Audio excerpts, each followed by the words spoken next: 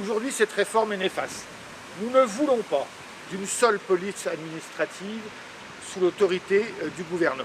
Nous voulons conserver une police judiciaire de qualité, spécialisée et indépendante. Des avocats, des magistrats mobilisés ce lundi devant le tribunal judiciaire d'Épinal. L'actualité en bref, c'est d'abord la réorganisation annoncée de la police française, avec la volonté du gouvernement de créer une direction unique de la police dans chaque département et qui aurait autorité sur les effectifs de la sécurité publique, ceux de la police judiciaire et de la police aux frontières. Jusqu'ici, chacun de ces services a sa propre hiérarchie. Les opposants à cette réforme craignent donc la mise en danger de l'indépendance des enquêtes et un manque de moyens. Emmanuel Macron avait rappelé l'importance de cette réorganisation issue du livre blanc de la sécurité intérieure qui date de novembre 2020 et qui doit donc être généralisée en 2023 mais qui, on le voit ici, est loin de faire l'unanimité.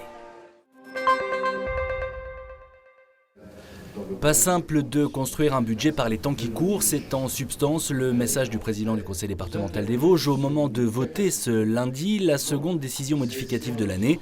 Un ajustement à la hausse de près d'1 300 000 € pour notamment le transport des élèves handicapés, l'entretien des routes ou la reconstruction du collège de Vanier.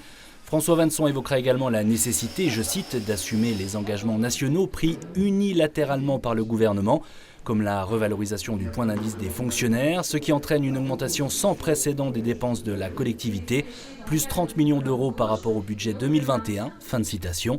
Le département dont le budget 2022 s'établit donc désormais à presque 512 millions a par ailleurs également validé une enveloppe de 3 millions pour subventionner des projets d'investissement communaux et intercommunaux.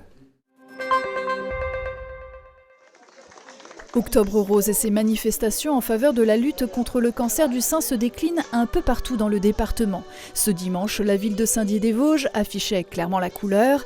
Associations de danse pour des démonstrations et groupes de musique se sont joints à la fête pour accueillir les coureurs.